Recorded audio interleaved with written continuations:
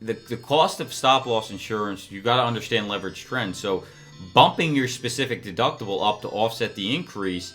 Baby bumps. Baby bumps. And I'm talking 30 to 32.5 every time you've got to do it and take on slightly more risk and pay, flatten out the premium, because the reason that, let's say a $50,000 spec, if you incur the same claims this year as next year, it costs the stop loss carrier more, because you have what's called leverage trend, which basically means the cost to incur a knee surgery today is going to be a different price next year. It's going to be more money. So if you buy a $50,000 specific deductible and you incur the same type of claims next year, it's going to cost more money. So that $50,000 specific deductible policy is more expensive next year, right? So increasing it to $52.5 is now going to lower that cost, where you're taking on a little bit more back end risk. So it's always advantageous to look at, $2,500 more a year, $5,000, $10,000, depending on the size of the group. How do you mitigate the risk? Okay, there's many different strategies. I can't go into all of them, but those are the key. But thanks for giving me a pitch here for Achieve Alliance. That's the key of what we built Achieve around, is implementing risk management strategies that attack those claims that hit your specific stop loss. Biggest ones, the most, I would say, the highest frequency are drugs, right? So the source that we have to deal with those drugs, okay? Some of the bigger items that we talk about here are, we talk about Tom Emmerich's program, Edison Health, and some of the issues he deals with are 5 major conditions that drive the major claims. Transplant, probably not one you're going to run into a lot. Spinal and orthopedic surgery is huge. Orthopedic surgery is huge. Cancer, cardiology, and stents. So what we're working on, that we're going to probably roll out with the new Achieve Health Plan 1.1 is having Edison Health, instead of it having to be a 1,000 life program, down to 25, okay? With requirements that say, if your member needs a spine surgery or a transplant, they have to go to the Mayo Clinic, okay? And what happens is, more cases than not, 70% at his time, right now it's 60% Walmart says, is that they don't need a spinal surgery. So what's the return on investment on that? We're trying to avoid a spec claim and claims being used by the member or by the employer here, okay? So the goal is to mitigate that. Same thing with transplant. 40% of the people he sent to that center did not need a transplant, okay? So what's the ROI on that? So that's one example of being able to mitigate the claims that hit stop loss. Now, if we can do that collectively on a pool of members, right? On a captive, right? We're all participating in that risk. So that our ability to lower the frequency and severity of claims in that captive lowers the cost and the increases collectively on the captive. And that's the whole standpoint behind Achieve, right? If you're putting people into a pool and you're doing nothing to reduce the claims, well, you might as well call it a fully insured pool. There is not much of a difference.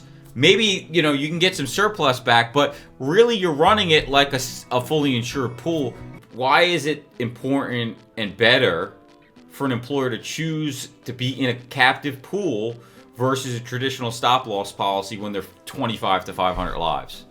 Sure. 500 is getting up there. Let's be honest. I think that personally, my opinion is that the captive. Well, you could tell me the threshold you think is the right spot. Let's just say below 250, maybe 300, and even groups of that size, at least from what I've seen historically, tend to kind of outgrow the need for the captive. So from that standpoint, you can almost view it as almost like level funding, right? So groups will sometimes go the level funding route as opposed to full-blown self-funding, because they kind of need that extra little, makes me feel good at night. My cash flow is protected. I'm not going to have this crazy volatility, riding the wave week after week, month after month. So from that standpoint, you could almost view captives for groups that are maybe in excess of 200 lives that way, somewhat similarly, right?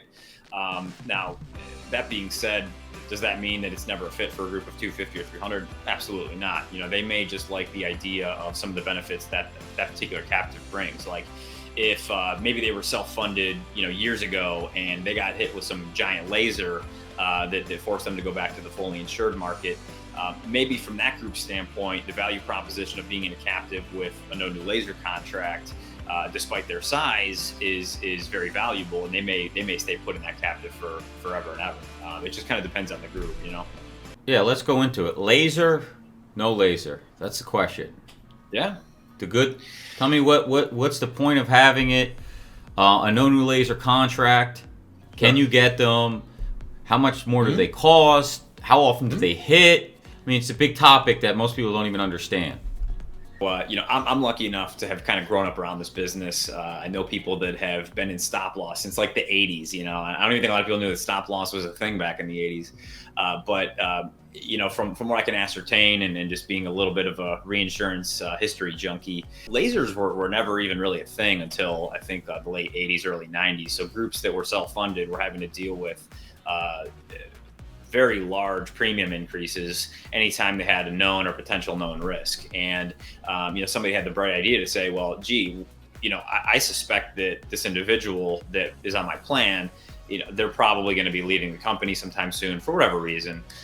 So, you know, why not isolate a portion of that risk? I will take 100% of the onus between, you know, within a certain reason.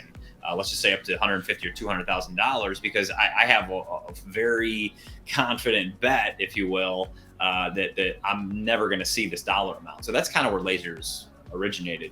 I think where they get a bad rap is because nobody likes a big ugly $500,000 laser on their renewal. But at the end of the day, there are instances where they can be helpful. So like I was just explaining, if the group properly understands the risk, if they have the right TPA, the right cost containment strategies, you name it, they may want to consider the laser position. And I'm not trying to paint the picture. The lasers are always awesome. I mean, they're not. Sometimes it's a tough conversation. The smaller the group, you know, the more difficult those conversations get. So I think lasers probably hit about 30 to 35% of the time. Most, you know, just kind of by generally speaking.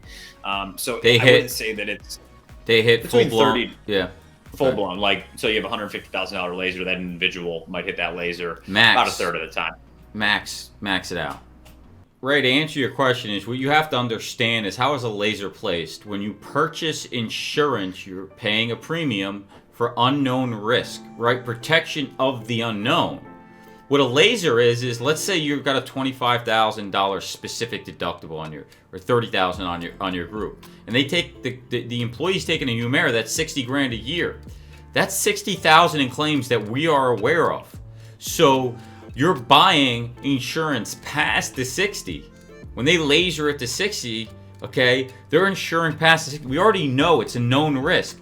We're insuring for unknown risk. If you're buying for at $25,000, then you're just financing the cost of that claim of $30,000 or whatever it is, and they're going to charge you a premium for it. That's how it works. So when you buy stop loss insurance and they give you a laser, it's saying to you, we know that this member, in most cases, is going to have this type of dollar amount. Okay, so we're willing to sell you insurance past that risk.